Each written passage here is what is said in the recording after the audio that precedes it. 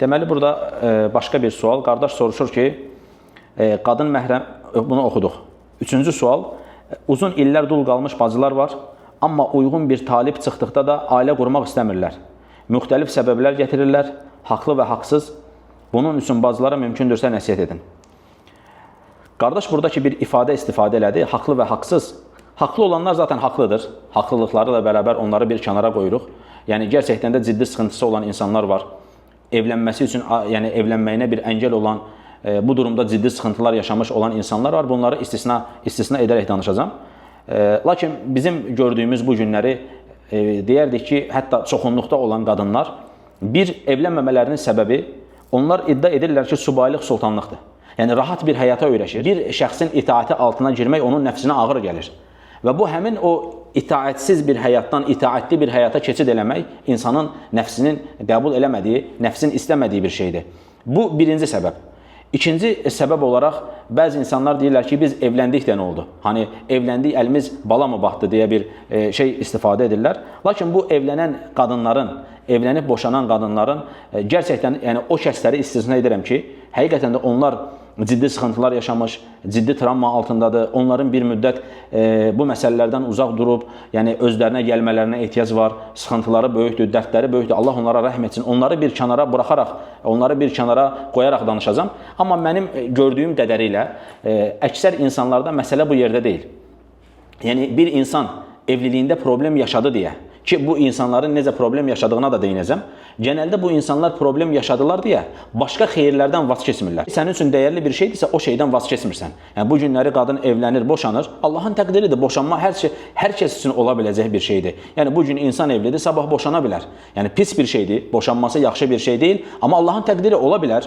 Belə olduğu halda mən bir daha evlənməyəcəm deməsi, bu biraz da şeytanın insanı tək buraxmaq istəyi ilə bağlı olan bir şeydir. Çünki insan nə qədər təkilsə şeytan bir o qədər ona yaxındır. Şeytan heç bir zaman səadət içərisində olan bir ailə istəməz. Yəni şeytan heç bir zaman səadət içərisində olan bir ailə istəməz. Ona görə sənə gəlib deməsi ki, bax bundan öncəki evliliyin nə idi ki bundan sonra nə olsun? Bundan öncə əlin bala mı batmışdı, bundan sonra əlin yəni bala mı batacaq? Bu şeylər hamısı şeytanın vəsvəsəsidir. Çünki onun məqsədi, amacı insanı tək buraxmaqdır. Tək buraxdığı zaman, yəni düşünün ki, biz fitnələr dönəmində yaşayırıq. Fitnələr dönəmində. Yəni bu dönəm elə bir dönəmdir ki, bir kişi olaraq bəzən özünü fitnələrdən, yəni bu hər cür fitnə ola bilər, hər cür fitnəni bura aid edə bilərsiniz, özünü qoruya bilməkdə zorlanır, əziyyət çəkir. Bir qadın zəif olduğu halda, şeytan ona yaxın olduğu halda, yəni necə ola bilər ki, yəni özünü bu kimi şeylərin, bu fitnələrin içərisində yalnız başına buraxsın? Bu çox da isabətli bir addım deyil. Ona görə Peyğəmbər sallallahu aleyhi və səlləmin və onun ən gözəl əshabını təşviq etmiş olduğu şey evlilikdir. Peyğəmbər sallallahu aleyhi və səlləmin dönəmində biz evlənməyəcəyik, biz ibadət eləyəcəyik deyib çəkilən insanlara aleyhissalatu və sələm nə dedi? Evlilik mənim sünnətimdir. Kim mənim yolumu tərk edərsə məndən deyil. Kim mənim yolumu tərk edərsə məndən deyil. Yenə biz baxırıq ən xeyirli insanlara, sahabəyə. Sahabə deyir ki, ömrümün son günlərinin qaldığını bilsəm, yenə deyir fitnələrdən qorunmaq üçün evlənərdim deyir. Bu xeyirli insanların evliliklə bağlı olan şeyləridir. İmam Əhməd deyir ki, bir kimsəni görsən ki, deyir, səni evlilikdən başqa bir şeyə çağırır, bil ki, o səni sünnətdən başqa bir şeyə çağırır. Yəni, o səni haqq olana dəvət eləmir. O səni batil olan bir şeyə dəvət edir. Bu günləri, məsələn, eşidirik, şahid oluruq. Qanunlar öz aralarında oturub bir-birlərini evlilikdən çəkindirirlər. Ya boş verdir, nə evlənəcəksən deyir yəni. Yəni biz evləndik, əlimiz bala mı batdı deyir evli olmayan insanları və hətta evli olmayan insanlar bəzən bir araya gəldikləri zaman bu yoxdur. İşte bizim axtarmış olduğumuz bu adam yoxdur və s. bu kimi boş iddialar edirlər. Özət olaraq bir sahabə ilə evlənmək istəyirlər. Yəni bir Əli axtarırlar, bir Ömər, bir Abu Bakır axtarırlar, bir Zübeyir axtarırlar. Amma bir dönüb soruşmurlar da. Yəni normalda bu qadınlar adətən sualı verirlər ki, yəni kişilər Fatimə axtarır, amma özləri Əlidirmi? Biz də tam tərsinəsini versək, siz Əli axtarırsınız, amma siz Fatiməsinizmi? Allah-u alim, hər halda deyilsiniz bir Fatimə, biz də bir Əli deyilik.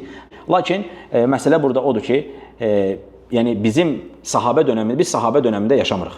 Biz əlimizdə olan şərtlər içərisində ən xeyirlisini axtarmağa çalışacağıq, Allaha dua eləyəcəyik. Yəni, vələv ki, sənin evliliyində bir zərər olub, vələv ki, sənin evliliyinə bir zərər gəlib, bu o demək deyil ki, baxın, insanlar həyatda başqa şeylərdə, yəni bir xeyrə nail olmaq istəyir, orada zərərə uğrayır. Amma o xeyri istəyirsə, ondan vaz keçmir.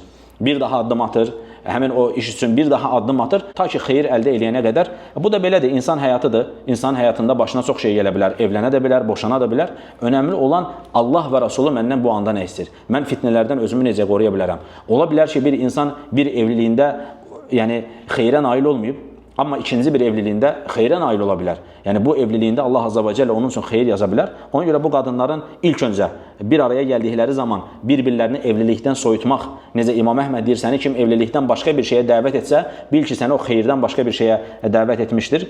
Allahdan qorxmaq lazımdır. Bir-birimizə yalnız xeyri tövsiyə eləyəcəyik, bir-birimizə şər olan işləri tövsiyə eləməyəcəyik. Sənin o tövsiyə etmənin sonucunda hər hansısa bir qadın dünyada əziyyət çəksə, dinində fitnəyə düşsə, bunun sorumluluğu o təşviq edən insanların üzərinə olmuş olacaq. Evlilik xeyirdir.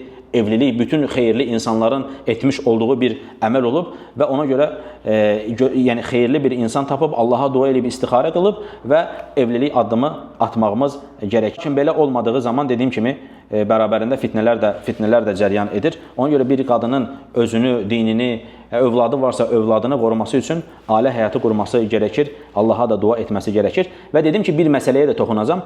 Adətən mənim şahid olduğum əksər qadınlarda evliliklərinin problemli olmasının əsas səbəbi öz başına evlilik etmələri səbəbiylədir. Yəni, məsələn, bu günləri yenə deyirəm, Allahın rəhm etdiklərini həqiqətən də doğru bir addım atan, istixarəsini qılan, Allaha dua eləyən və müsəlmanlarla istişarə edən Allahın təqdiri. Həyatında problem olan insanlara da şahid olmuşuq və muhtemelen belə insanlar da indi də var. Lakin, genel etibarıyla mənim gördüyüm, şahid olmuş olduğum, yəni bunu hətta misalını gözümün önünə gətirdiyim zaman bəlkə onun üzərində, 15-in üzərində verəcəyim misallar var ki, heç birisi evlilik həyatında doğru addım atmamışlar. Heç birisi Müslümanları qale almamışlar. Heç birisi, yəni Müslümanları qale almamışlar dediyim zaman, yəni nə olduğu bəlirsiz olan insanlardan bir şeylər soruşmuşlar və ya biriləri internetdə tanış olmuş olduğu insanla evlənib, ondan sonra işte mən evlənməyəcəm, bu adam zalim çıxdı, bu adam zülm edən çıxdı və yaxud da bilinmədiyi, məruf olmayan bir insanla ailə həyatı qurub sonra və yaxud da Müslümanların tövsiyə etmədiyi, bax bu kişi ilə evlənə bilməzsən, bu kişi məruf birisi deyil və yaxud da birisinin bu zalim bir adamdır, bu əxlaqsız bir adamdır, yox işte mən gördüm, mən insan tanıyanam, bilməm nə, mən adam tanıyanam, mən gördüyüm qədər onda xeyirlər var idi. Bu kimi qadınların genel etibarı ilə həyatlarında bəlli problem yaşadıklarını, Müslümanları dinləmədiklərini və dinləmədikdən sonra başlarına bu kimi şeylərin gəldiyinin şahidi olmuşuq. Sonra da adətən bu kimi şeylər bu qadınlardan çıxır ki, bitdi, biz evlənməyəcəyik, evlilik problemlidir, evlilik pis bir şeydir və s. Amma insan baxsa ki, doğru addım atmayıb, doğru sünnəti doğru bir şəkildə izləməyib, bu səbəbdən başına problem gəldiyini təsbit etsə, bəlkə də yenidən doğru bir addım atmış olacaq. Bizim bu qadınlara edəcəyimiz tövsiyə Allah və Rasulunun onları görmək istəmiş olduğu hal fitnələrdən qorunmaq, fitnələrdən əminamanlıqda olmaq və insanın dinini qoruması. Bunun da ən gözəl yollarından birisi insanın evlənməsidir. Evliliyi tərk edən insan isə bu fitnələrdən həmən özünü qoruması çox çətin olan işlərdəndir. İnsan gələ özünü şeytanla baş-başa buraxmasın. Allah Azza və Cəllə ən doğrusunu bilir.